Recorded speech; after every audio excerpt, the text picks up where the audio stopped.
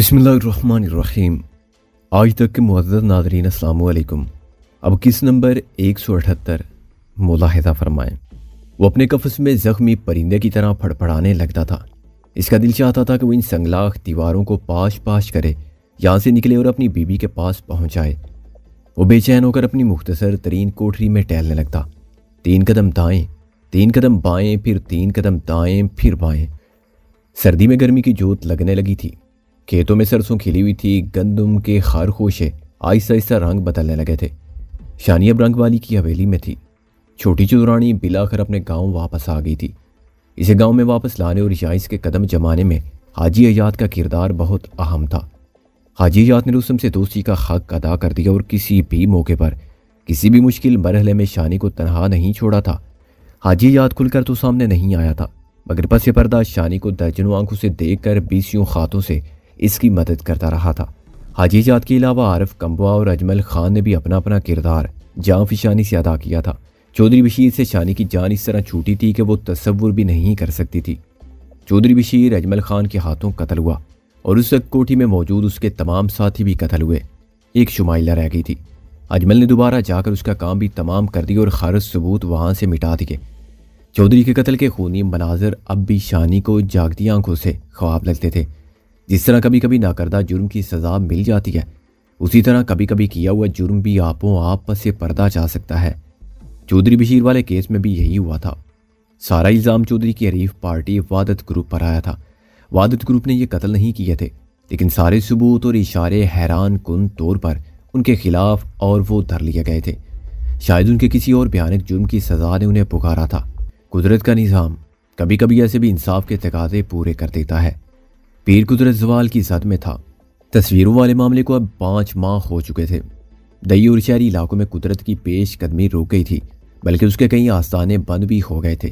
کچھ جگہوں پر لوگوں نے قدرت کے شائع کیے ہوئے کتابچے اجتماعی طور پر نظر آتش کر دیے تھے۔ گریس اپنے بچے ڈیوس کے ساتھ انگلینڈ واپس جا چکی تھی، تاہم بذریعہ خط شانی سے اس کا رابطہ تھا۔ انسپیکٹر فیس اپنے زخموں سے صحتیاب ہونے کے بعد ڈیوٹی جوائن کر چکا تھا۔ اجمل خان پچھلے 1.5 ماہ سے اپنے آبائی علاقے حسن ابدال میں تھا۔ ابھی تک اس کی واپسی نہیں ہوئی تھی۔ اس کی غیر موجودگی شانی کو بری طرح محسوس ہو رہی تھی۔ وہ اپنی طرز کے ایک انوکھا تھا، ریشم کی طرح نرم، فولاد کی طرح سخت۔ شانی رنگ والی کی حویلی میں تھی۔ اسے اپنے کھیت، اپنے گلی کوچے، اپنے کنویں اور اپنی سہیلیاں واپس مل گئی تھیں، لیکن جو لوگ ہمیشہ کے لیے کھو گئے تھے انہیں کون واپس لا سکتا تھا؟ شانی کا بھائی، والد، والدہ اور بے وفا چچا رئیس بھی تایا معصوم واپس آ چکے تھے۔ یہ سب کچھ ایک آفتی ریکارڈ معاہدے یا راضی نامے کے تحت ہوا تھا۔ یہ معاہدہ غالباً حاجی حیات اور ڈپٹی ریاض ہٹلر کے درمیان ہی ہوا اور اس کی زیادہ تفصیل شانی کو معلوم نہ تھی۔ اس معاہدے کے تحت تایا معصوم اور شانی کو ڈپٹی ریاض اور اس کے خم کاروں کے خلاف زبان بند رکھنا تھی، یعنی مکمل زبان بندی۔ شانی نے رنگ والی کی حویلی پر سے ویرانی کی گرد جھاڑی تھی۔ اس کا عزم تھا کہ وہ اس حویلی کو اب مزید بے آباد نہیں رہنے دے گی، اس کی رونقیں واپس لائے گی۔ لیکن کیسے؟ وہ حویلی کو آباد تو تب ہی کر سکتی تھی جب اس کا اپنا دل آباد ہوتا۔ اپنا دل تو جیسے ایک کھنڈر بن گیا تھا۔ اس میں یادوں کے آسیب چکراتے تھے۔ رستم اور اس کے ساتھیوں کو اوجل ہوئے اب 5 سال ہونے کو آیا تھا، اور اب ان 9 مہینوں میں کون سا پل، کون سی سات ایسی تھی جس میں اس نے بچھڑنے والوں کو یاد نہ کیا ہو۔ اب بھی وہ اپنی عزیز ترین سہیلی سکینہ کے ساتھ پچھلے ذہن میں آم کے پیڑ تلے رنگین پایوں والی کرسی پر بیٹھی ہوئی تھی۔ وہ حسن و وقار کا پیکر معلوم ہوتی تھی۔ علاقے کے درجنوں لوگوں سے مل کر اور ان کی چھوٹی چھوٹی شکایت سن کر وہ ابھی بھی فارغ ہوئی تھی۔ یہ لوگ 2-3 ماہ ہی میں شانی کو اس کی والدہ وڈی آپا کا درجہ دینے لگے تھے۔ شانی خود کو اس عزت افزائی کے قابل نہیں سمجھتی تھی۔ اتنے میں حویلی کے پرانے ملازم خادم حسین نے اندر آ کر سلام کیا اور ادب سے بولا، چھوٹی بی بی، آپ کا فون ہے جی لاہور سے، رانا امتیاز صاحب ہے۔ اب کیا کہتے ہیں وہ؟ شانی روانسی ہو کر بولی، وہی گل کرنی ہوگی جی، ان کے دماغ میں وڑا گھسا ہوا ہے کہ آپ کو الیکشن میں کھڑا کر کے چھوڑنا ہے۔ شانی نے خادم حسین کے سامنے ہاتھ جوڑ دیا اور اسے کہا کہ وہ انہیں ٹال دے۔ پھر پتہ نہیں کیا ہوا، ذرا تنہائی ملی تو شانی ایک دم رونے لگی۔ سکینہ خاموشی سے اسے دیکھتی رہی۔ آخر وہ بولی، کیوں رو رو کر اپنا سر خالی کرتی ہیں شانی؟ وہ جیسے پھوٹ پڑی۔ سکینہ، وہ سب کہاں چلے گئے؟ انہیں زمین کھا گئی یا آسمان؟ کوئی بلا ایسے بھی جاتا ہے سکینہ؟ ایسے بھی رلاتا ہے؟ سکینہ کہیں وہ پھر پہاڑوں میں تو نہیں چلے گئے؟ بڑے ڈیرے کی جگہ کوئی اور ڈیرا بنا لیا انہوں نے؟ کوئی اور گروہ بن گیا ہو؟ کہیں رستم نے اپنے لیے کوئی نئی دنیا تو نہیں بسا لی سکینہ؟ مجھے بلا تو نہیں دیا کہیں؟ ڈھونڈنے والے کو تو رب بھی ملتا ہے، پھر وہ مجھ کو کیوں نہیں ملتا؟ کہیں اس نے مجھ سے اپنا راستہ جان بوجھ کر تو وکھرا نہیں کر لیا؟ سکینہ نے بھری، میں تجھے کیا تسلی دوں شانی، میں رستم کے بارے میں بہت تھوڑا جانتی ہوں، اور سچی بات تو یہ ہے شانی کہ یہ مرد وہ کہتے کہتے خاموش ہو گئی، اس کا گلا رند کیا تھا۔ اتنے میں برآمدے کی طرف سے چھوٹے چھوٹے قدموں کی آواز آئی اور کوتا کا ڈولا تیزی سے اندر داخل ہوا۔ شانی کو بے تکلفی سے مخاطب کر کے بولا، باجی جی، خان بھائی آ گئے ہیں، اپنے ساتھ بہت سے بادام اور کشمش وغیرہ لائے ہیں، بڑے جوش میں نظر آتے ہیں، مجھے لگتا ہے کہ ان کے پاس آپ کے لیے کوئی خاص خبر ہے، آپ کو فوراً بلا رہے ہیں۔ ڈولے نے فوراً اجمل خان کے انداز میں ادا کیا۔ شانی اٹھی اور حویلی کی بیٹھک کی طرف چلی گئی۔ اجمل خان نشست گاہ میں موجود تھا۔ شانی دوڑتی اس تک پہنچی۔ اجمل خان تپاک سے ملا، اس کا چہرہ سرخی بائل ہو رہا تھا۔ اجمل، اتنے دن کہاں رہے تم؟ فون پر بھی رابطہ نہیں ہو سکا، میں تمہارے لیے بہت پریشان تھی۔ ہم نے بیکار میں وقت ضائع نہیں کیا ہے جی، اگر ہم دیر سے آیا ہے تو اس کا کوئی وجہ تھا، ہم آپ سے موبائل پر رابطہ کرنے کی کوشش کرتا رہا لیکن سگنل ٹھیک نہیں آتا تھا۔ چند لمحے توقف کر کے اجمل نے اپنے سفری بیگ کی طرف اشارہ کیا۔ اس میں کشمش اور بادام ہے جی، کچھ اخروٹ بھی ہے، اخروٹ کے لیے منا نے ہم سے خاص فرمائش کیا تھا۔ یہ سب تو ٹھیک ہے لیکن اتنی دیر کہاں رہے تم؟ اپنے سوال میں شانی نے رستم کا نام نہیں لیا، مگر اس سوال کے ہر لفظ میں رستم ہی کی جستجو تھی۔ اجمل خان نے دھیمی آواز میں کہا، ایک کھوج تو لگا ہے شانی بہن، اور ہم کو امید بھی ہے کہ اس کا کچھ نہ کچھ نتیجہ نکلے گا۔ پلیز اجمل، پہلیاں نہ بجھواؤ۔ اجمل نے کہا، ہمارا خیال ہے جی کہ ہم اس بندے کو ڈھونڈنے میں کامیاب ہو گیا ہے، جس کو ڈھونڈ کر پچھلے 9-10 مہینے میں ہمارا کوپڑی پل پلا ہو گیا ہے۔ ہمارا مطلب اس لمبو سے ہے جس کے پاؤں کا نشان ڈولے نے مری میں ڈھونڈا تھا۔ یہ خبر شانی کے لیے چونکا دینے والی تھی۔ اس نے جگہ بعد دیگرے اجمل خان سے کئی سوالات پوچھے۔ ان سوالات کے جواب میں اجمل خان نے انکشاف کیا کہ وہ بندہ اس وقت گجرانوالہ میں ہے اور اجمل کے قبضے میں ہے۔ اجمل اسے وہاں ایک کرائے کے مکان میں اپنے خمراز دوست کے پاس چھوڑ کر آیا تھا، اور اسے امید تھی کہ یہ شخص رستم اور ناصر وغیرہ کی گمشدگی کے بارے میں ضرور کچھ نہ کچھ بتائے گا۔ تمہیں کیسے یقین ہے اجمل کہ یہ وہی ہے جسے ہم ڈھونڈ رہے ہیں؟ ہم نے اسے مری سے پکڑا ہے جی، اور اسی علاقے سے جہاں سے ہم اسے سب سے زیادہ ڈھونڈتا رہے ہیں، اور اب تو اس خبیث نے خود بھی سب کچھ مان لیا ہے، لیکن ہمارا سخت کوشش کے باوجود یہ بندہ ہمارے مطلب کا بات بتانے کو تیار نہیں ہے۔ یعنی رستم اور اس کے ساتھیوں کے بارے میں؟ جی ہاں، وہ کہتا ہے کہ اسے کچھ معلوم نہیں وہ تینوں کہاں گیا، لیکن ہم جانتا ہے کہ وہ جھوٹ بکتا ہے، وہ چھپا رہا ہے اور سخت ڈیٹ پن کا مظاہرہ کر رہا ہے۔ ہم کو تو وہ نیم دیوانہ لگتا ہے، اس کا سوچ بھی بہت کٹر قسم کا ہے۔ ہم کو لگتا ہے کہ اگر ہم کو زیادہ غصہ آ گیا تو وہ ہمارے ہاتھوں سے پوت ہو جائے گا۔ اب تم کیا چاہتی ہو اجمل؟ اگر یہ بندہ واقعی وہی ہے جو حوالدار ناگی سے ملا تھا اور جس نے ناگی کو ہمارے پیچھے لگایا تھا، تو پھر یہ بندہ بہت اہم ثابت ہو سکتا ہے۔ اس لیے تو ہم آپ کے پاس پہنچے شانی بہن۔ کیا ایسا نہیں ہو سکتا کہ آپ خود ہمارے ساتھ گجرانوالہ جائے اور اس ڈیٹ کے ساتھ تھوڑا سا بات چیت کرے؟ ہم کو لگتا ہے کہ جو کام ہم درجنوں گولیاں چلا کر نہیں کر سکتا، وہ آپ 2-4 باتوں سے کر سکتا ہے۔ ہم کو یاد ہے کہ آپ نے لکی خان کے کیمرے والا معاملہ کتنے اچھے طریقے سے نمٹایا تھا۔ وہ کیا کہتا ہے؟ اس نے اپنا نام راکب خان بتایا ہے اور یہ بتایا ہے کہ وہ اسکردو اور چیلاس کی طرف کا رہنے والا ہے۔ وہ یہ بات بھی مانتا ہے کہ وہ ان غیر ملکی لوگوں کی تلاش میں تھا جو یہاں ان پہاڑوں میں خاص پوتے سب گندل پر تجربات کرتے پھر رہے تھے۔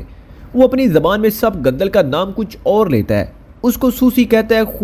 ہم آپ کو بتانا بھول گیا، وہ پشتو تو بولتا ہے مگر بہت رک کر۔ اس کا زبان اور لہجہ اس طرح کا ہے، اس کا اصل زبان کچھ اور ہے، تھوڑا بہت اردو بھی جانتا ہے۔ وہ کہتا ہے کہ سوسی کا کاشت کرنا، اس کو استعمال کرنا، اس کو ضائع کرنا سب کچھ جرم ہے، اور ہمارے بزرگوں کے نزدیک اس کا سزا موت سے کم نہیں ہے۔ ایسا کام جو بھی کرے گا اور جہاں بھی کرے گا، ہمارے لوگ اس کو سزا دیں گے۔ چلو، جنہوں نے یہ سب کچھ مان لیا ان کو سزا مل گئی۔ گورے کے بنگلے میں ان سے بہت سو کو ذبح کر دیا گیا، لیکن جو باقی تھے ان کو کس جرم میں پکڑا گیا اور اب وہ کہاں اور کس سال میں ہے؟ بس جی، وہ اس سے آگے کچھ بتاتا ہی نہیں ہے۔ ہم نے اسے 2-3 دن بھوکا بھی رکھا، تھوڑا سا مار پیٹ بھی کیا، ڈرایا دمکایا بھی، وہ آرامی ابھی تک ٹس سے مس نہیں ہوا۔ ایسا لوگ بہت جنونی قسم کا ہوتا ہے شانی بہن۔ وہ کہتا ہے کہ ہم تمہارے ہاتھوں مر جائے گا تو کامیاب ہو جائے گا، دوسری دنیا میں ہم کو بہت اونچا مقام ملے گا۔ ہم نے اس سے کہا کہ تم پہلے 7 فٹ اونچے ہو، اب اس سے اور اونچا مقام کیا لوگے؟ ویسے اس خبیث کی باتوں سے ہم کو کبھی کبھی ڈر لگتا ہے۔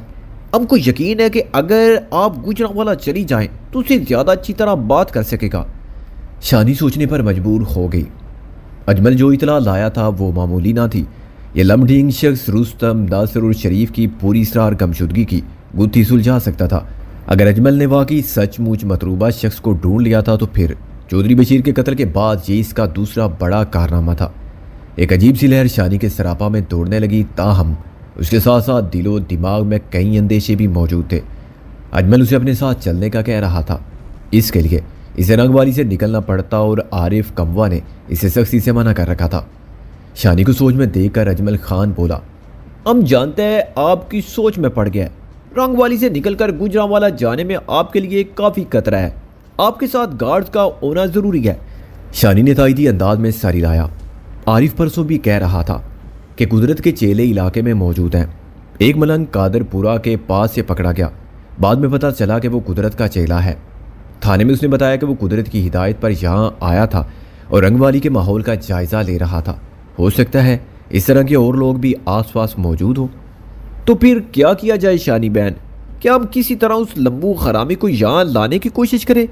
نہیں، یہ بھی ٹھیک نہیں، شانی نے کہا، پھر توقف سے بولی، اچھا میں ہی کچھ سوچتی ہوں۔ شانی نے عارف کموا سے مشورہ کیا۔ اس کے بعد اس نے پھوپھو آمنہ کے کپڑے پہنے، سر پر موٹی اوڑھنی لی اور لمبا گھونگھٹ نکال کر اس 86 ماڈل ٹویوٹا کار میں آ بیٹھی جس پر عموماً پھوپھو آمنہ سفر کیا کرتی تھی۔ ڈولا اور اجمل خان شانی کے ہمراہ تھے۔ یہ ساپیر کا وقت تھا۔ رنگ والی کی حویلی کے بین پھاٹک سے باہر اب بھی درجنوں افراد اپنی بیوی کی ایک جھلک دیکھنے کے لیے جمع تھے۔ ان میں مرد و زن اور بچے بھی شامل تھے۔ یہ سب اپنی بیوی سے محبت کرتے تھے، اس کی راہ میں آنکھیں بچھاتے تھے۔ ان کے دلوں میں اس کی تصویر تھی، بالکل اسی طرح جس طرح کچھ عرصہ پہلے شانی کی ماں کی تصویر تھی۔ شانی بھاری گھونگھٹ کی اوٹ سے اپنے ان پرستاروں کو محبت بھری نگاہ سے دیکھتی رہی اور گاڑی نیم پختہ راستے پر دوڑتی تیزی سے آگے بڑھتی چلی گئی۔ شانی کے دل و دماغ میں خلچل مچی ہوئی تھی۔ یہ سوال بار بار اس کے ذہن میں اٹھ رہا تھا، کیا وہ راغب خان نامی اس شخص سے کچھ پوچھ پائے گی؟ کیا وہ اس کے لیے اپنی چپ توڑنے پر راضی ہو جائے گا؟ اور اس سے بھی زیادہ اہم سوال یہ تھا کہ کیا یہ شخص رستم اور ناصر کہاں ہے، ان کے متعلق جانتا ہے؟ رنگ والی سے گجرانوالہ تک کے راستے میں راغب خان نامی دراز قد شخص کے بارے میں باتیں ہوتی رہیں۔ قریباً 10 دن پہلے اجمل خان اپنے شہر حسن ابدال سے گلیات میں آیا تھا، یا اسے اپنے ایک عزیز کی شادی میں شرکت کرنا تھی۔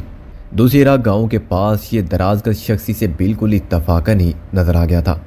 اجمل خان اسے ایک دکان کے اد کھلے شٹر کے نیچے سے دیکھا، یا وہ اپنے 2 دوستوں کے ساتھ بیٹھا تاش کھیل رہا تھا۔ بس اجمل خان شادی کی تقریب کو بھول بھال کر اس کے پیچھے لگ گیا، جیسے اسے یقین ہو گیا کہ یہی وہ مطلوبہ شخص ہے جو چند ماہ پہلے حوالدار ناگی سے ملا تھا اور ناگی کو غیر ملکیوں کا پتہ لگانے کے لیے رشوت کی پیشکش کی تھی۔ اجمل خان اسے گن پوائنٹ پر اٹھایا اور پھر اسے مری سے گجرانوالہ لے آیا۔ شاید وہ اسے رنگ والی ہی لے آتا، لیکن مختلف اندیشوں کے تحت رک گیا۔ شانی، اجمل خان اور ڈولا جب گجرانوالہ پہنچے تو رات ہو چکی تھی۔ اجمل کی رہنمائی میں حویلی کا ڈرائیور عباس انہیں ایک مضافاتی رہائشی علاقے تک لے گیا۔ یہ ایک زیر تعمیر علاقہ تھا۔ جس چھوٹی سی مکان نما کوٹھی کے سامنے گاڑی رکی، اس کے ارد گرد 2-3 پلاٹ خالی پڑے ہوئے تھے۔ اجمل نے گیٹ کھولا اور گاڑی اندر چلی گئی۔ اجمل کے دوست شیر محمد نے ان کا استقبال کیا۔ یہ شانی کے لیے جانا پہچانا شخص تھا۔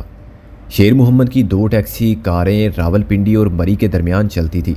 یہ شیر محمد ہی تھا جس نے چودھری بشیر کے قتل کے بعد اجمل خان کو دلیرانہ پناہ دی تھی۔ تب اجمل کے ساتھ شانی کے علاوہ گریس، منا، ڈیوس اور ڈولا وغیرہ بھی موجود تھے۔ شیر محمد ایک مضبوط اور پرسکون شخص تھا، لیکن آج وہ شانی کو کچھ ہراساں نظر آیا۔ اس کے چہرے کا رنگ بدلا ہوا تھا۔ سلام دعا کے بعد اجمل نے پوچھا، کیا بات ہے برادر؟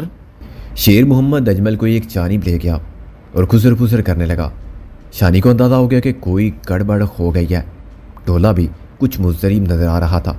وہ دھیمی آواز میں بولا، باجی جی، مجھے لگتا ہے کہ اندر کوئی بندہ زخمی ہے۔ اس کا خون بہہ رہا ہے۔ اجمل اور شیر محمد تیزی سے اندر چلے گئے۔ ان کے پیچھے چانی اور ڈولا بھی چلے گئے۔ ٹی وی لاؤنج میں ٹیوب لائٹ روشن تھی۔ شیر محمد ایک دروازے کا لاک کھول کر اندر داخل ہو رہا تھا۔ شیر محمد اور اجمل کے پیچھے وہ بھی اندر چلے گئے۔ یہ کشادہ کمرہ تھا۔ ٹیوب لائٹ میں اندر کا منظر چونکا دینے والا تھا۔ ایک دبلا پتلا نوجوان کروٹ کے بل کمرے کے فرش پر لیٹا ہوا تھا۔ اس کے نیچے دری خون سے رنگین ہو چکی تھی۔ نوجوان کا سویٹر اور شلوار قمیص بھی بری طرح خون آلود تھی۔ خون اتنا زیادہ بہا تھا کہ اس کا رنگ لیموں کی طرح زرد دکھائی دے رہا تھا۔ نوجوان کے دونوں ہاتھ پشت پر نائلون کی رسی سے بندھے ہوئے تھے۔ یہ کیا ہوا اجمل؟ شانی نے پوچھا۔ اس نے اپنا کلائیاں شیشے سے کاٹ لیا ہے، یہ دیکھیے جی۔ اس نے یہ شیشے کا جگ توڑا ہے اور اس کے ٹکڑے سے اپنا دونوں کلائیاں زخمی کیا ہے۔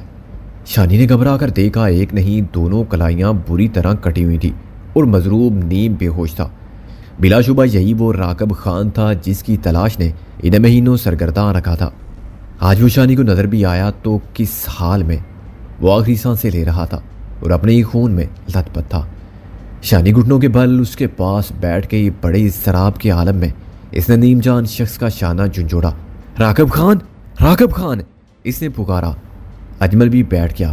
اس نے بھی راکب خان کے رخسار تھپ تھپائے اور اسے مخاطب کرنے کی کوشش کی۔ راکب خان نے اپنی سفیدی مائل آنکھیں کھولی اور عجیب نظروں سے شانی اور اجمل خان کی طرف دیکھا۔ ان آنکھوں میں فتح مندی کی جھلک تھی، جیسے کہہ رہا ہو، دیکھو میں نے تمہاری نہیں چلنے دی اور اپنی چلا لی، اب کیا پوچھ لو گے مجھ سے؟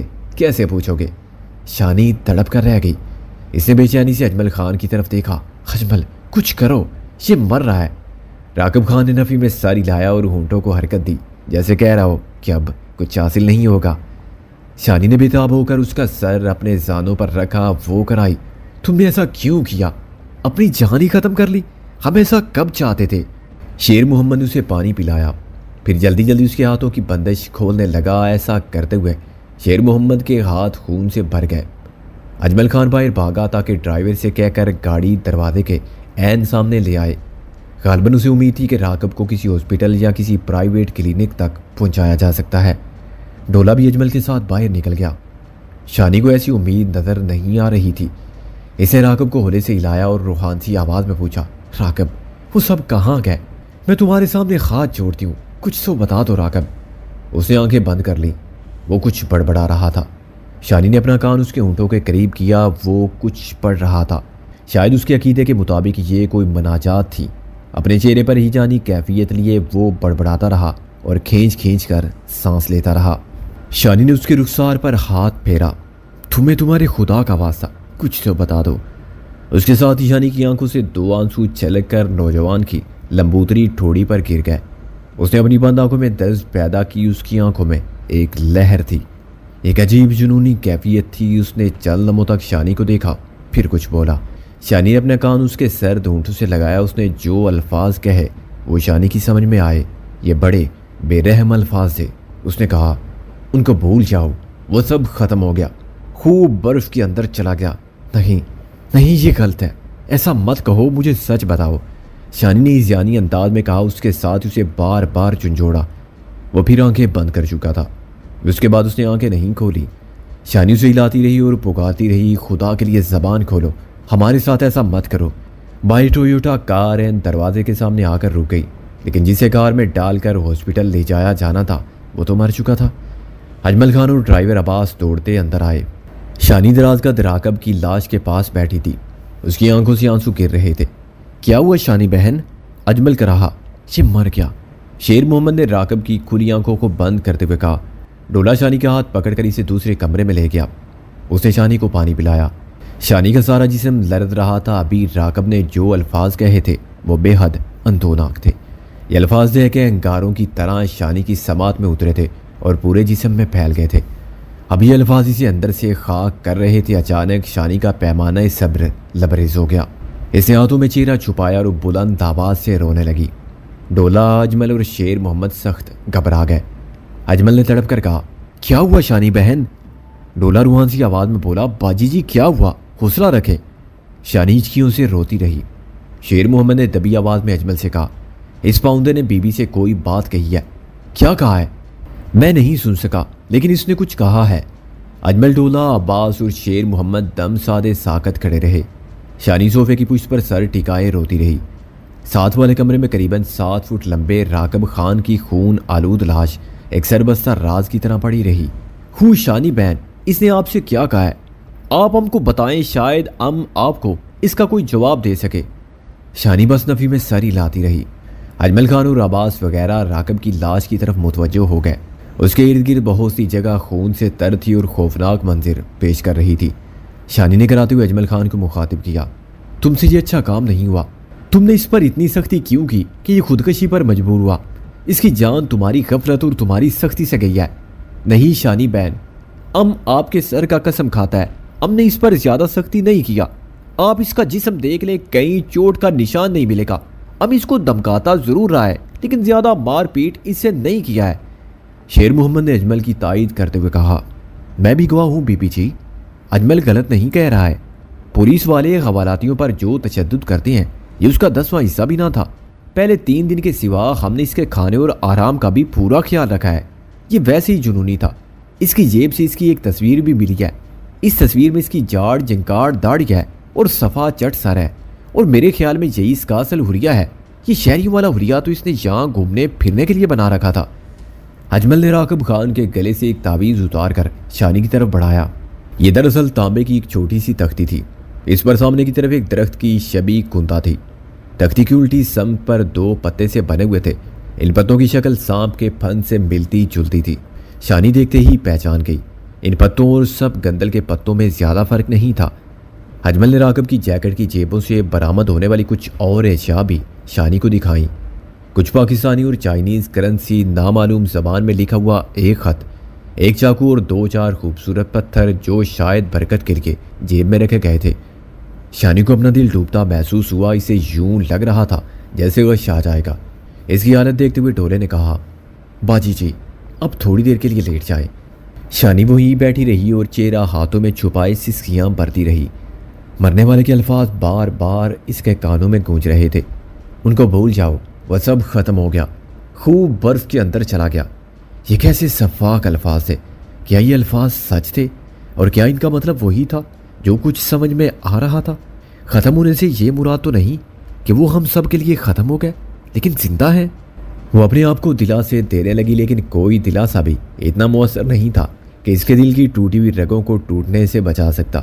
نہیں، وہ نہیں مر سکتا۔ وہ دل ہی دل میں کراہی، وہ اس طرح مجھ کو چھوڑ کر نہیں جا سکتا۔ وہ کتنا بے رحم ہو، مگر اتنا بے رحم نہیں ہو سکتا۔ اجمل، شیر محمد اور عباس لاش کو سنبھالنے میں لگے ہوئے تھے۔ انہوں نے تیزی کے ساتھ برآمدے میں سے کچھ اینٹیں اکھاڑ لی تھی۔ اب وہاں گڑھا کھودنے میں مصروف تھے۔ اس کام میں انہیں کم از کم 1 گھنٹہ لگنا تھا۔ بیلچے سے کھدائی کرتے ہوئے احتیاط سے کام لے رہے تھے تاکہ ارد گرد کی کسی گھر تک کھدائی کی آواز نہ پہنچے۔ شانی نڈال سی ہو کر ساتھ والے کمرے میں آ لیٹی۔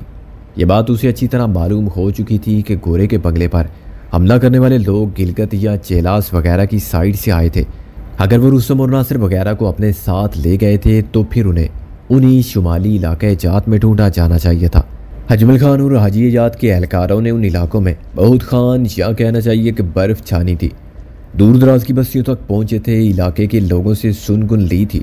سب گندل کے حوالے سے بھی بہت ٹول لگانے کی کوشش کرتے رہے تھے کہ شاید کسی ایسے کوہستانی قبیلے کا پتہ چل جائے جو اس پودے کو خاص اہمیت دیتا ہو، یا کوئی ایسی جگہ جہاں یہ پودا قدرتی طور پر پایا جاتا ہو۔ لیکن ابھی تک کوئی بھی ٹھوس بات معلوم نہ ہو سکی تھی۔ کم از کم کوئی ایسا سراغ نہیں مل سکا تھا جس کی مدد سے حاجی جات یا اجمل خان پیش رفت کر سکتے۔ اور پھر موسم سرما شروع ہو گیا تھا۔ اب بلند پہاڑوں پر شدید برف باری کے سبب اہم راستے بند پڑے ہوئے تھے۔ شانی اپنی اوڑھنی میں چہرہ چھپا کر لیٹی رہی اور سسکتی رہی۔ ڈولا بے بسی سے اس کے قریب بیٹھا رہا۔ آج دوپہر جب اجمل خان نے رنگ والی کی حویلی میں آ کر شانی کو طویل قامت راکب خان کے بارے میں اطلاع دی تھی تو شانی کا دل جوش اور امید سے بھر گیا تھا۔ اس کا دل چاہا کہ وہ اڑ کر گجراں والا پہنچ جائے اور اس شخص سے ملے، اور وہ بھی پہنچ گئی تھی۔ لیکن یہاں پہنچ کر جو کچھ سامنے آیا تھا وہ بالکل غیر متوقع تھا۔ راکب کی لاش کو دبانے کے بعد عباس اور شیر محمد اینٹوں کا فرش پھر سے درست کرنے لگے۔ وہ اینٹوں کو اس طریقے سے لگا رہے تھے کہ ان کی اکھاڑ پچھاڑ کا اندازہ لگانا آسان نہ تھا۔ اجمل ہاتھ منہ دھو کر شانی کے پاس آن بیٹھا۔ وہ افسردہ تھا۔ شانی نے آنسو پونچھتے ہوئے کہا، کاش یہ سب کچھ نہ ہوتا اجمل، مجھے یقین ہے اگر مجھے 1-2 گھنٹے مل جاتے تو میں اس سے کچھ نہ کچھ ضرور پوچھ لیتی۔ آپ ٹھیک کہتا ہے شانی بہن، ہم آپ کو یہاں لایا بھی تو اسی لیے تھا، ہمارے وہم و گمان میں بھی نہیں تھا کہ یہ شخص اس طرح کا حرکت کر ڈالے گا۔ ہم خود سے آپ سے بہت شرمندہ ہے، یہ بندہ ہمارے لیے بہت فائدہ مند ثابت ہو سکتا تھا، کاش ہم اس کا حفاظت کر سکتا، اور ہمارا دل غم سے ایک دم چورا چورا ہو گیا ہے۔ شانی خاموش رہی، کمرے میں بوجھل سا سناٹا چھایا رہا۔ اس سناٹے کو توڑنے کے لیے شیر محمد نے ندامت بھرے لہجے میں کہا، میرا قصور سب سے زیادہ ہے، لیکن آپ کی طرح مجھے بھی یہ شک تھا کہ یہ بندہ اپنی جان لینے پر آمادہ ہو جائے گا۔ میں رات گئے تک جاگتا رہا، سونے سے پہلے میں اس کے پاس گیا اور پوچھا، لالا چائے پیسو؟ اس نے کوئی جواب نہیں دیا، آنکھیں بند کر کے پڑا رہا۔ وہ منہ میں کچھ بڑبڑا رہا تھا۔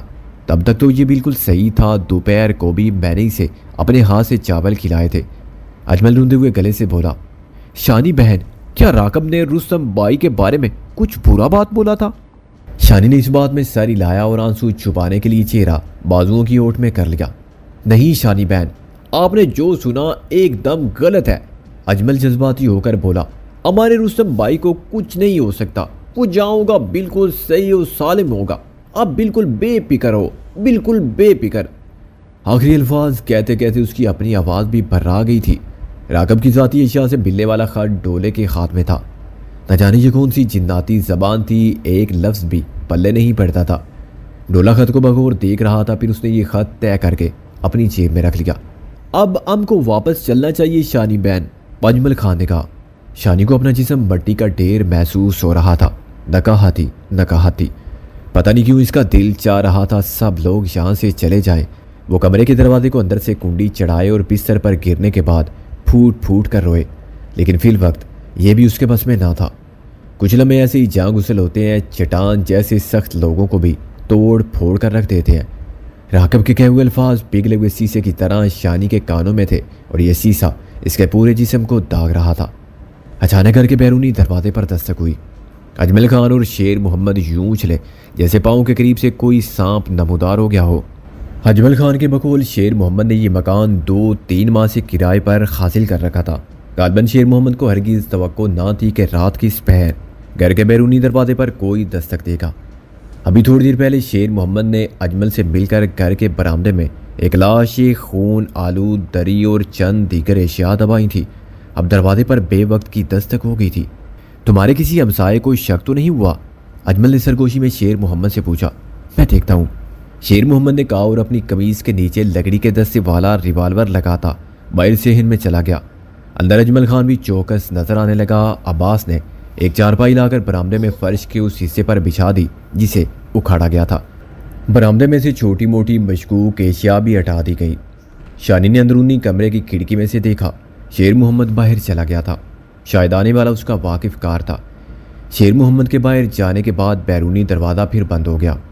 گجرانوالہ کی اس مضافاتی آبادی میں رات کا سناٹا سائیں سائیں کر رہا تھا۔ جو رات بھیگ رہی تھی، ایک ٹھٹری ہوئی دھن نشیب و فراز کو ڈھانپتی چلی جا رہی تھی۔ ڈولے کے کان کسی شکاری جانور کی طرح کھڑے تھے۔ شانی نے اسے پوچھا، کون ہے باہر؟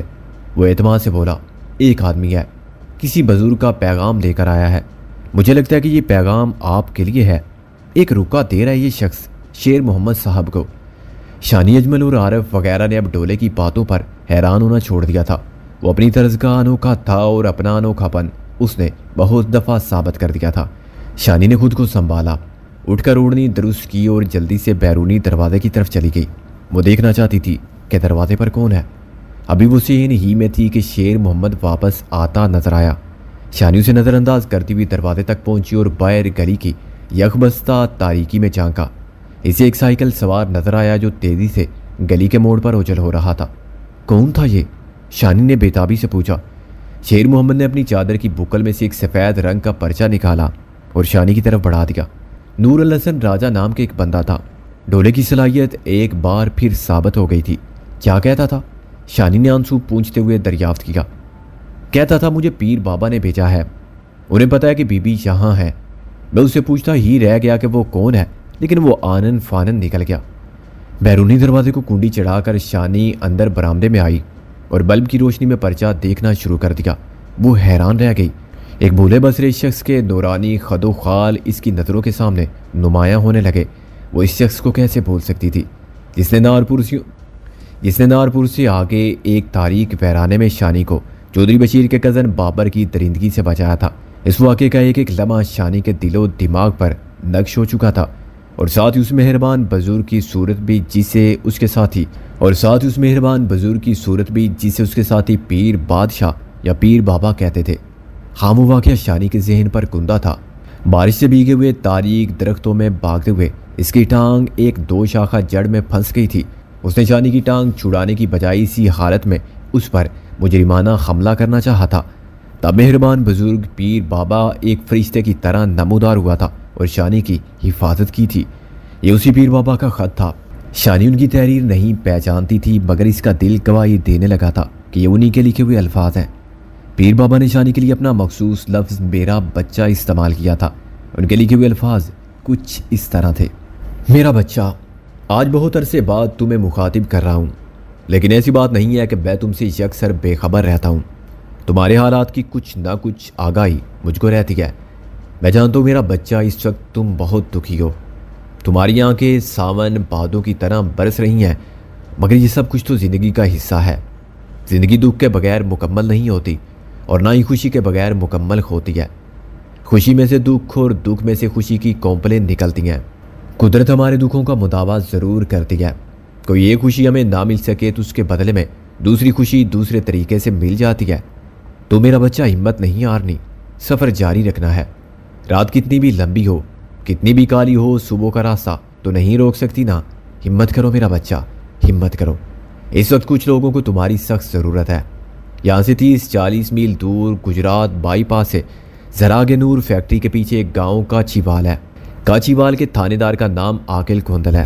عاقل کی حوالات میں ایک میاں بیوی ہیں، اور میاں بیوی کو چھڑانا بہت ضروری ہے، اور تم انہیں چھڑا سکتی ہو۔ عاقل نے ابھی تک ان پر کوئی ٹھوس الزام نہیں لگایا ہے، بس شبے میں پکڑ رکھا ہے۔ تم ان کی ضمانت دے دو گی تو تھانے دار انہیں چھوڑ دے گا۔ ہو سکے تو ان دونوں کو اپنے ساتھ رنگ والی لے جانا۔ بعد میں تمہیں بتاؤں گا کہ ان دونوں کا چھڑایا جانا کیوں ضروری تھا، اور ہو سکتا ہے تمہیں خود ہی پتہ چل جائے۔ اس موقع پر میں تمہیں زیادہ کچھ نہیں بتا سکتا۔ اگر تمہیں کوئی مجبوری نہیں تو ابھی یہاں سے گجرات روانہ ہو جاؤ۔